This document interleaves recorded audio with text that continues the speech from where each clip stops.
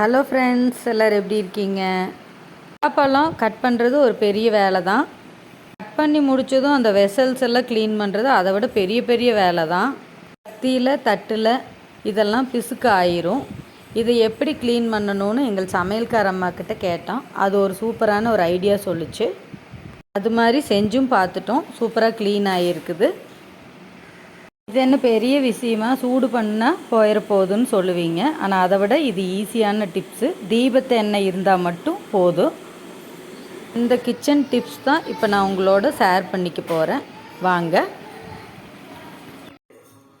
நாருங்கிறது பிசுறு.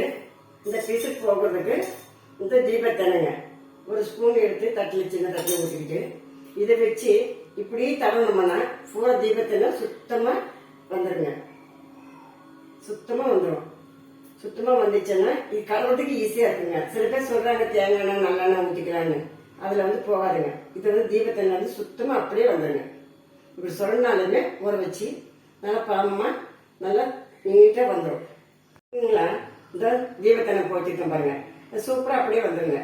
கைக்கும் பிடிக்காது, கத்திக்கும் வராதுங்க. கொஞ்சம் ஊற வைக்கணும், ஒரு 2 செகண்டு. நீட்டாக வந்துடுங்க. லைட்டான இதுவாக இருந்தால் கூட வந்துடுங்க. எவ்வளோ இதுவாக இருந்தாலும் வந்துடும். தீபத்தெண்ணெய் ஊற்றுறங்க. தெரியாம தேங்காய் எண்ணெயோ இல்லை நல்லெண்ணையோ ஊற்றி பலாப்பழம் இது பிசுறு போடுறதுக்கு தொலைக்கக்கூடாதுங்க. இது வச்சுக்கணும். நல்லா இந்த கட்டி கட்டியாக இருக்கிறதெல்லாம் 2 பக்கமே இருக்கிறதெல்லாம் சுத்தமாக வந்துடுங்க. எடுத்தாச்சு. இப்போ இந்த மஞ்சி வச்சு இப்படி தேய்ச்சோம்னா சுத்தமாக போயிடுங்க. சுத்தமாக போயிடும். ஒரு செகண்டில் கட்டி வேஸ்ட் பண்ணிடலாம். வந்துருச்சு. எந்த சிக்கனும் இல்லை, எந்த இதுவும் இல்லை. சுத்தமாக தீபத்தெண்ணெய் வச்சு தொடச்சாச்சுங்க. சுத்தமாக இருக்குங்க. தீபத்தெண்ணெய் வச்சு தொடச்சாச்சு. இந்த டிப்ஸ் உங்களுக்கு பிடிச்சிருக்கா? குறிப்பு உங்களுக்கு பிடிச்சிருந்தா இந்த வீடியோவுக்கு ஒரு லைக் கொடுங்க. கமெண்ட் பாக்ஸில் கமெண்ட் பண்ணுங்கள். உங்கள் ஃப்ரெண்ட்ஸ்க்கு நிறைய ஷேர் பண்ணுங்கள். மறக்காமல் முகில்தனா சேனலை சப்ஸ்கிரைப் பண்ணுங்கள். Thank you friends.